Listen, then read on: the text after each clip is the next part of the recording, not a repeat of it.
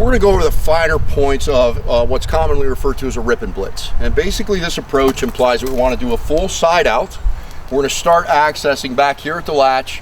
We're going to put a relief cut on the B. We're going to shear out the bottom of the B. Then we're going to make a complete cut on the top of the B and open all of this up on the front side hinges. Once it's all the way opened up, if you need to access the front hinges and complete the full removal of the side, you can do so. But it's a great technique for quick access applications into the side of the vehicle. A couple key points that we're going to make on newer vehicles. How we approach that shear out on the bottom B has kind of changed. And we'll share today the things that we think work the best and the most important key points to make sure that you get a new car reaction the way you want it to when you're trying to shear out that B. Also, we're going to be demonstrating this point by point, step by step. In real life, obviously we'd like to see two tools in operation at the same time.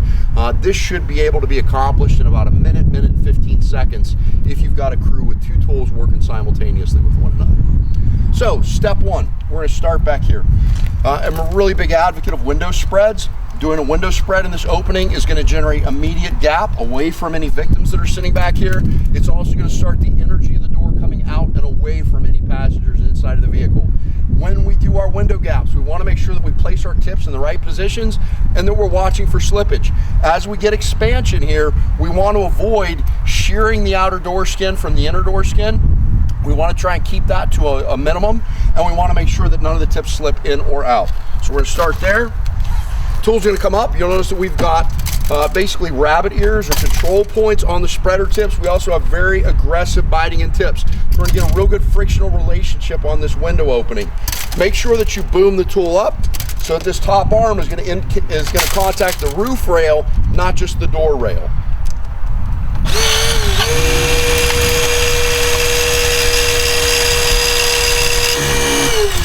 Once I have that contact, then I'm going to go and open this up.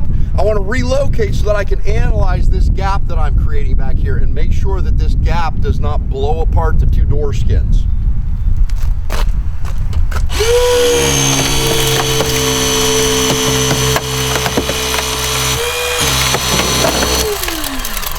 You'll notice I've got a great expansion in here. Both of my panels are still intact. I just started to get some slippage on the bottom tip, so that's about where I want to stop with my window spread. I'm now going to remove the spreader, drop into this gap, and go ahead and blow apart this latch assembly.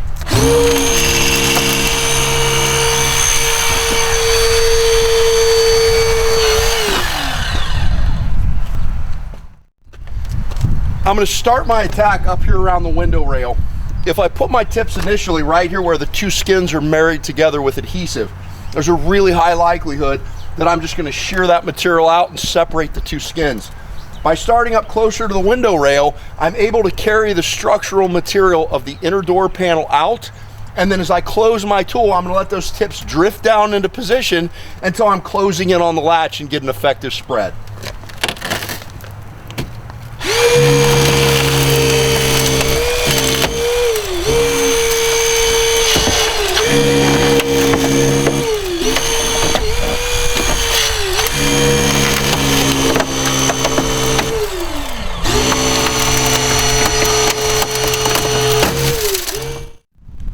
If you work your spread points and the connection point is stronger than the material you're trying to push, you don't get an effective angle and you can't get a good response, you immediately want to convert to a cutting application. Don't continue to stay the course where you just keep spreading and disassembling portions of metal without displacing the door. So we're immediately going to convert to a cutter. Make sure that your cutter is capable of doing point cuts so that you can drop in here and make an effective blind cut more or less on that latch. When you're cutting structural members like this that are hardened or strengthened, you want to watch the twisting action on your cutter. If you're biting into this material and you get a significant torsional response in the cutter, there's a good probability your blades are starting to separate laterally and you may potentially fracture a blade. Also take the time to analyze the material you're trying to cut in here.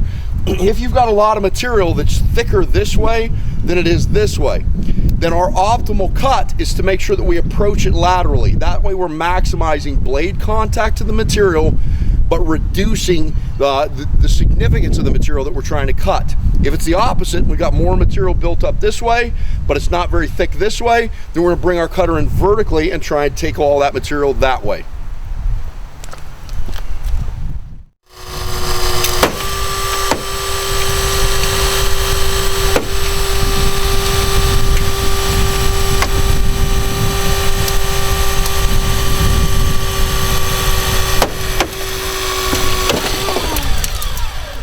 When you're running a hydraulic cutter, even when you hear those high strength pops and you know that you've separated or cut through that high strength material, you want to continue on the cut. Because with hydraulic cutters, as the blades continue to pass one another, they continue to clear out material and they'll sweep away any connecting sheet metal or any other elements that still have the door intact. So we remove the cutter here.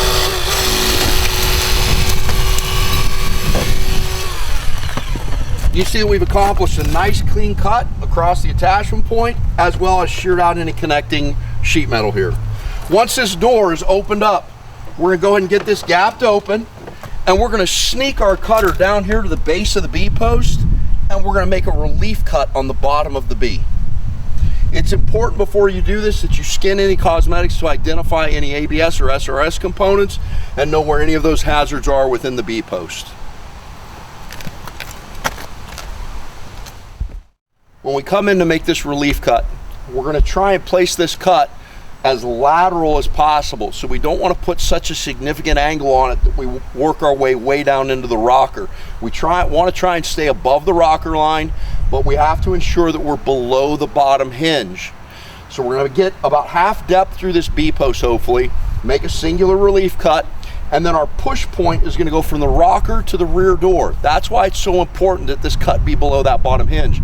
We want to be able to pry or push between the rocker and the rear door, the door being the push point, the rocker being the post point, and as we carry this door out, that bottom hinge is going to continue that lateral shear that we've already created with that relief cut.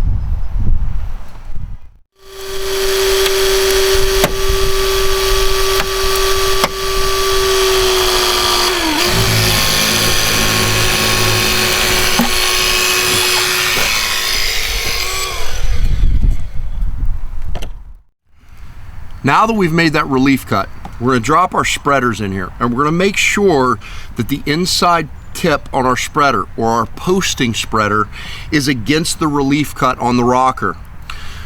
We're going to do a lateral spread, but our outside tip is going to come up at about a 45-degree angle, and it's going to catch the rear door right here. That push point is going to carry this lower hinge, which is going to help shear this B post out and hopefully keep it above the rocker. We want to try to avoid pulling all the sheet metal out of the rocker as this thing blows forward. Sometimes it's inevitable and you can't avoid it. When that does occur, you're just going to have to come in after the fact and make some strategic cuts to get rid of the sheet metal off of that rocker.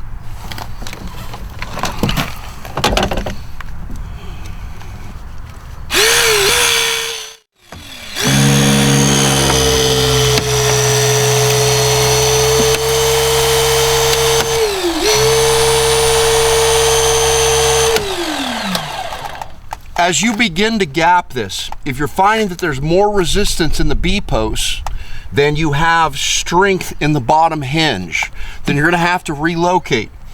But the importance of this first push is that it offsets the top of the B post and gives you a great post and push point just inside of the rocker and the back side of the B. So once you've carried this, you're watching this bottom hinge to see how it stresses. If it gets to the point that it looks like it's about to blow free, we're just going to bring our tips back together and we're going to drop right into this gap we've created and then blow the rest of the B out laterally.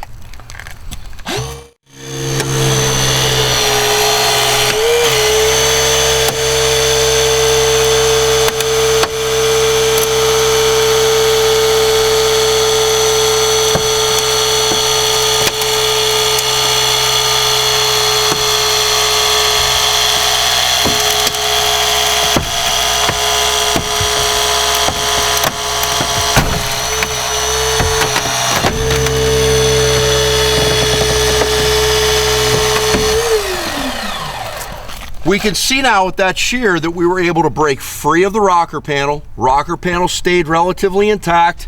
We've got a clean break on the B post. We can release the pressure on our seatbelt, which is going to help this continue to deploy. And the most important piece is the top of the B is still intact. A lot of departments will attack this, and one of the first cuts they'll make is the high B post.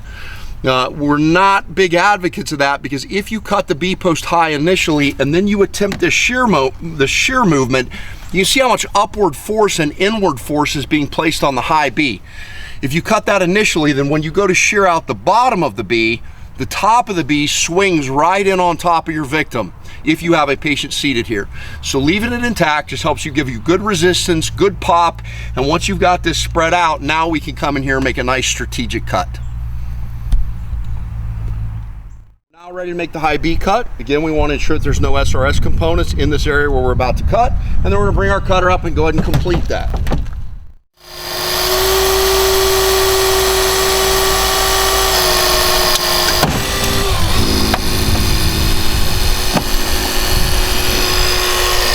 As soon as the cut is finished, we have a free swinging full side assembly all connected on the front hinges. So make sure that you're ready to control whatever segment is behind you and whatever you've freed up. Once that's done, simply open up this whole side and you have a full side access.